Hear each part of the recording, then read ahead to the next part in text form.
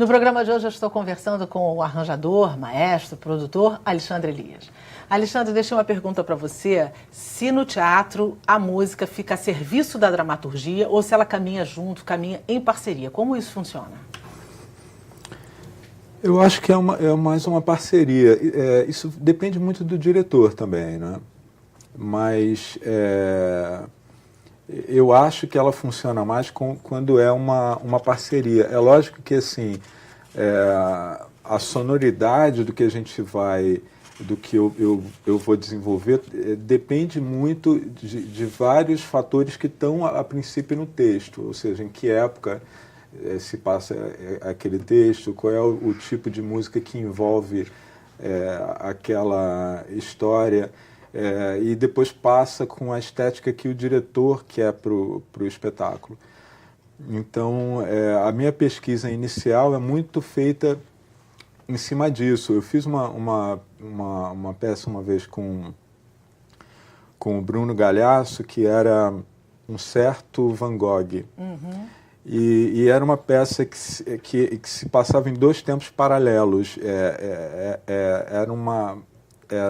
Se passava com o personagem Van Gogh mesmo, a relação do personagem Van Gogh com o Theo, e fazia um corte para o contemporâneo, onde tinha um personagem que ele era admirador do Van Gogh e via na vida dele várias coisas em comum, assim.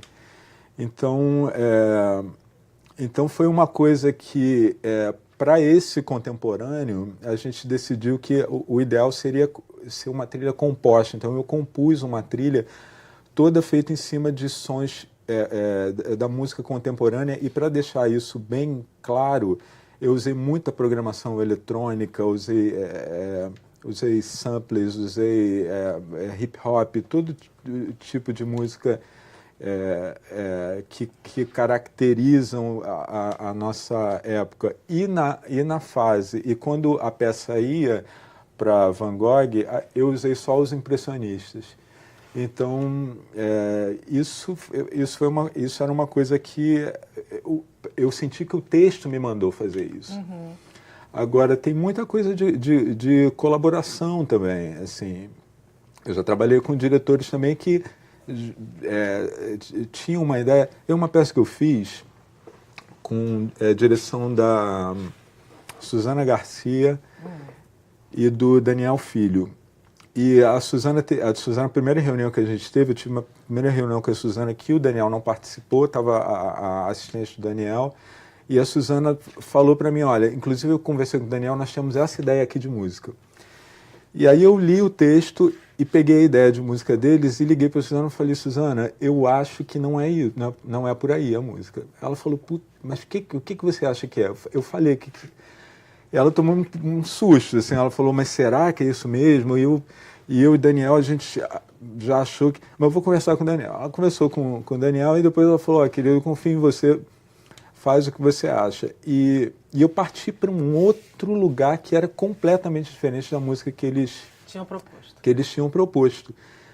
E eles adoraram. Uhum. Tanto a Suzana quanto o Daniel, eles adoraram. E a partir daí, algumas coisas na direção mudaram em função da música.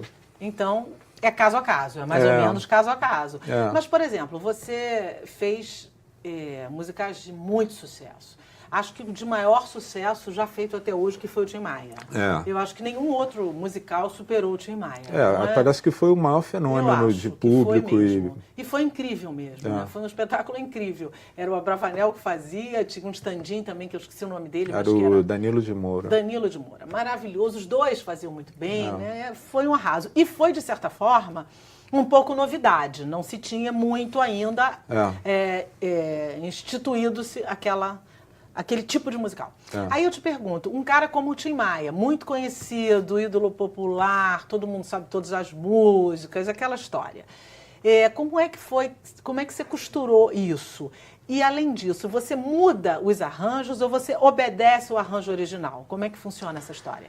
No caso do Tim Maia, tinha a coisa do texto ser do Nelson Motta, que acabou sendo também um consultor de música. Imagina, se eu não vou aproveitar o Nelson Motta, que para mim é o maior produtor de música do Brasil de todos os tempos, né? E não falo isso por ele ser meu amigo, não, eu realmente acho isso. Sem contar que ele era amigo de Tim Maia. E era isso muito já fazia amigo uma diferença incrível, ele era né? muito amigo de Tim Maia. E aí, na primeira conversa que nós tivemos sobre música, ele falou, Ale, eu acho que aqueles arranjos do Tim Maia era tipo Mozart, você não pode mexer o mínimo possível. E essa eu acho que foi a decisão mais acertada. Na verdade, não teve um trabalho de fazer arranjos para o Tim Maia. Na verdade, teve um trabalho de pegar aqueles arranjos do Tim Maia, adaptar para o tamanho de banda que a gente tinha, porque a do Tim Maia era um pouquinho maior, adaptar para aquele trabalho e fazer a sonoridade ser a mais parecida possível. O meu trabalho em termos de criação, de intervir na música do Tim Maia, foi muito mais uma coisa de sonoridade e de dar uma uniformidade sonora, porque, na verdade, o Tim Maia teve várias fases. Então, ele teve uma fase que era muito black music mesmo, Motown.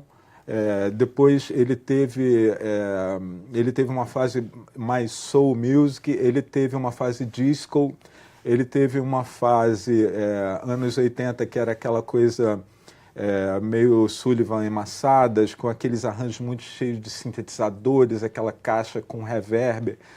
Então, eu acho que não seria legal para o espetáculo você ter tantos recortes sonoros assim.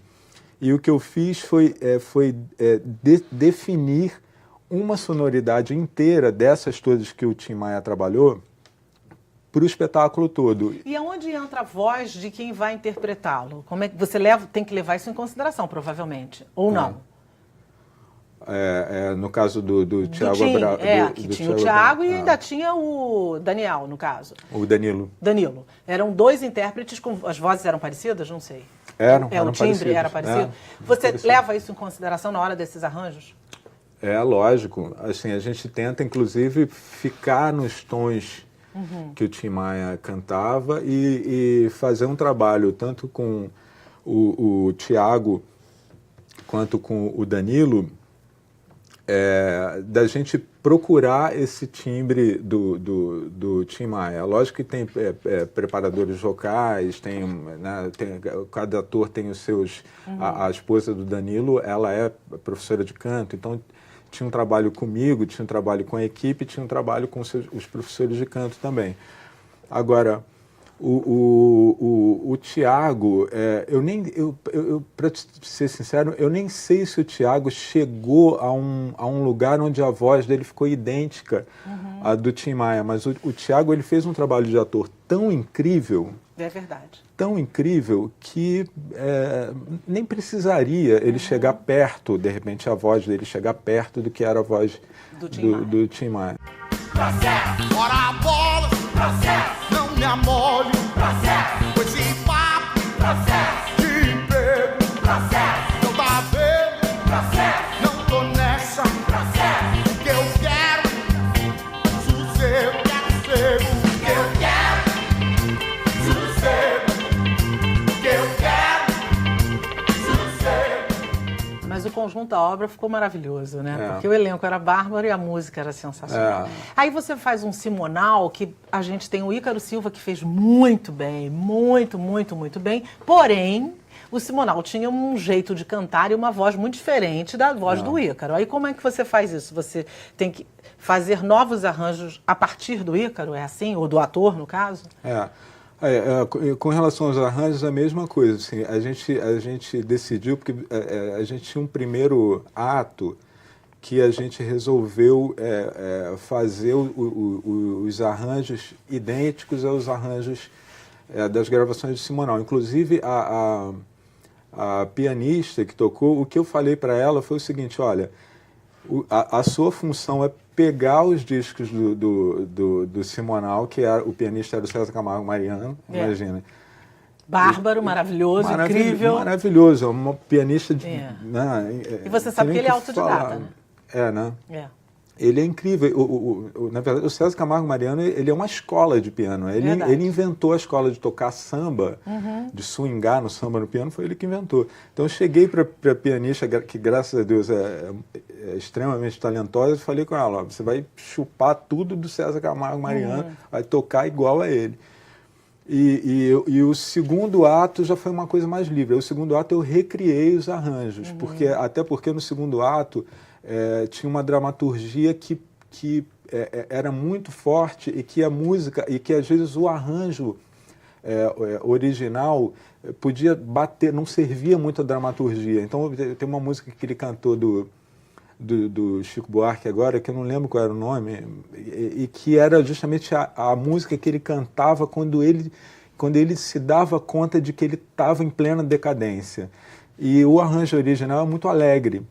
Então eu peguei o arranjo e transformei num arranjo num samba-canção triste, escuro, sombrio. A primeira parte, quem elaborou os arranjos, quem na verdade transcreveu esses arranjos foi o próprio Max de Castro, o filho dele. O filho dele. E o segundo ato, eu recriei esses arranjos. E com relação ao Ícaro, é aquela coisa, a voz, não é, até porque o Ícaro é tenor, né? O Simonal era barítono. Muito diferente um do outro. Mas aí eu acho que nessa coisa vale a força do ator também, porque o Ícaro eu acho que fez de uma maneira brilhante e genial. E eu falei, Ícaro, se você pegar a intenção do Simonal, não precisa a voz estar igual. Se você tem aquela intenção, o swing do Simonal, então ele conseguiu isso, ele conseguiu aquele swing do Simonal, né?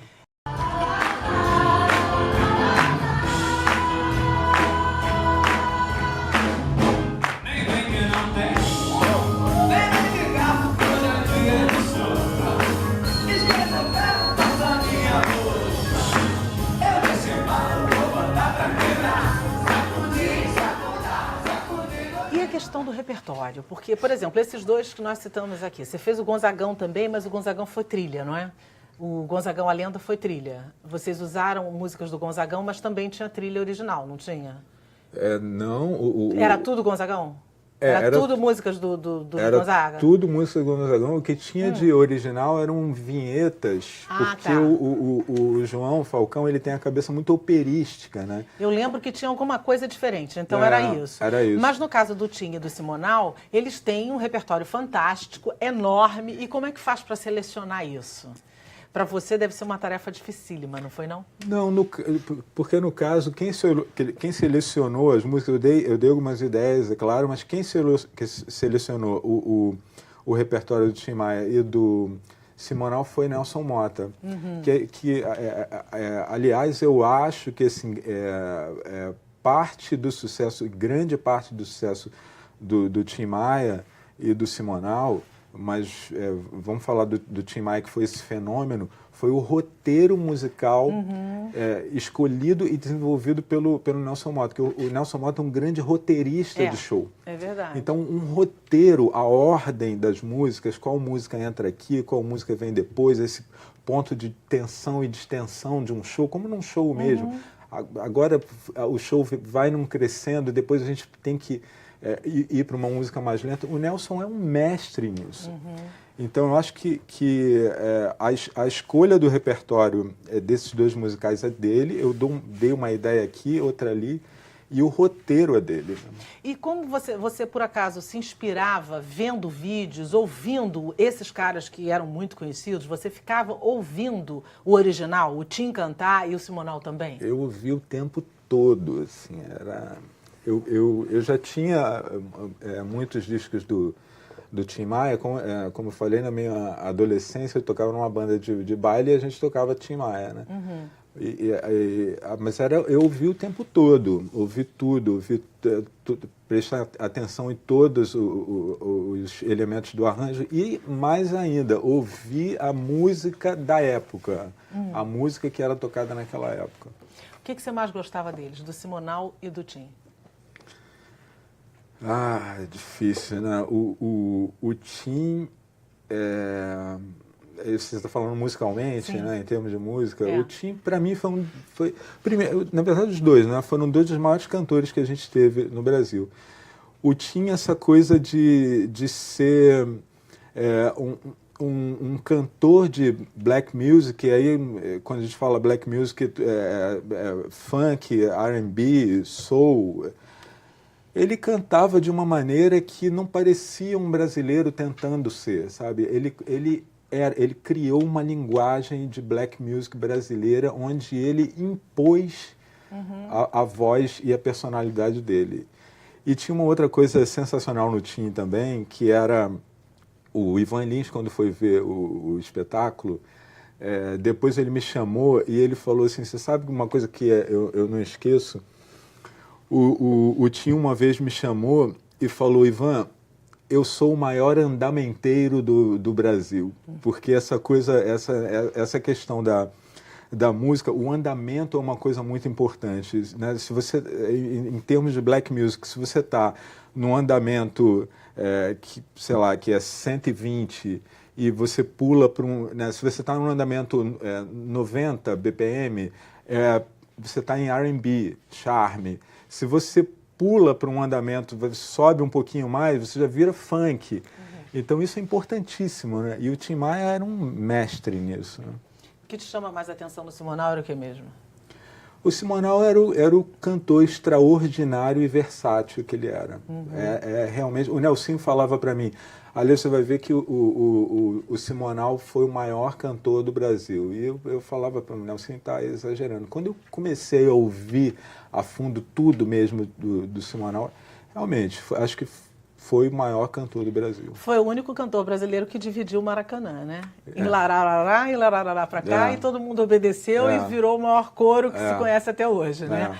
Como é que você chegou, como é que pintou o primeiro convite para você ir para o teatro? Porque você era um músico que só atuava na área da música. Como é que você chegou no teatro? O que te saltou os olhos para aceitar esse convite? Mas no próximo bloco, porque esse também a gente vai fazer um rapidíssimo intervalo e a gente volta já já com mais perfil para você. Rapidinho, eu volto já.